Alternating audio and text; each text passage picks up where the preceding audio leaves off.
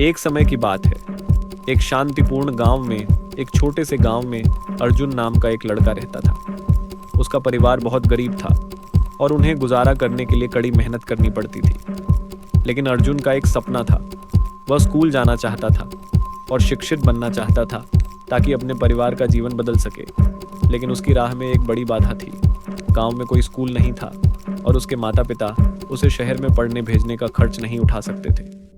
अर्जुन अपना दिन खेतों में अपने पिता की मदद करने और घर के कामों में हाथ बटाने में बिताता था। लेकिन जब भी उसे थोड़ा समय मिलता, वह अपने घर के पास एक बड़े पेड़ के नीचे बैठ जाता और दूर के गांव के स्कूल को निहारता।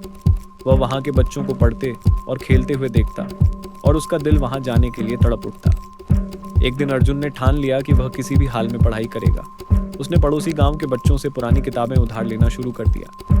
हर रात दिन भर के काम के बाद वह दिए की हल्की रोशनी में पढ़ाई करता। अर्जुन की प्रगति बहुत धीमी थी और कई बार उसने हिम्मत हारने का भी सोचा। उसका परिवार भी उसे समझाता, अर्जुन, तुम अपना समय बर्बाद कर रहे हो। हमारा जीवन कठिन है, हमें तुम्हारी मेहनत की जरूरत है। लेकिन अर्जुन ने किसी की नहीं सुनी। उसका दिल अपनी राह पर अडिग था। दिन हफ्तों में बदले, हफ्ते महीनों में। पढ़ाई आसान नहीं थी और कभी कभी उसे लगता कि पूरा संसार उसके खिलाफ है। एक शाम खेतों में दिन भर काम करने के बाद वह थका हारा घर लौट रहा था। उसने फिर से दूर गांव के स्कूल की ओर देखा और उसके मन में एक विचार आया, अगर मैं कभी वहां नहीं जा सका तो, अगर मेरी सारी मेहनत बेकार चली गई तो। उसी समय सड़क किनारे बैठे एक बुजुर्ग आदमी ने अर्जुन के चेहरे पर चिंता देखी। उन्होंने उसे रोका और पूछा, बेटा क्या बात है, तुम इतने परेशान क्यों हो? अर्जुन ने अपनी परेशानियां और पढ़ाई का सपना उस बूढ़े आदमी से साझा किया। बुजुर्ग ने मुस्कुराकर कहा, अर्जुन, धैर्य और दृढ़ संकल्प सफलता की चाबी है। तुम्हें अपने परिश्रम का फल तुरंत नहीं दिखेगा, लेकिन याद रखना, बांस का पेड़ कई वर्षों तक जमीन के नीचे ही बढ़ता रहता है, लेकिन जब वह धरती से बाहर आता है तो कुछ ही महीनों में बहुत ऊंचा हो जाता है। तुम्हें भी बांस की तरह बनना है, स्थिर और धैर्यवान। अर्जुन ने उन शब्दों को ध्यान से सुना और उसके भीतर आशा की एक नई किरण जग उठी।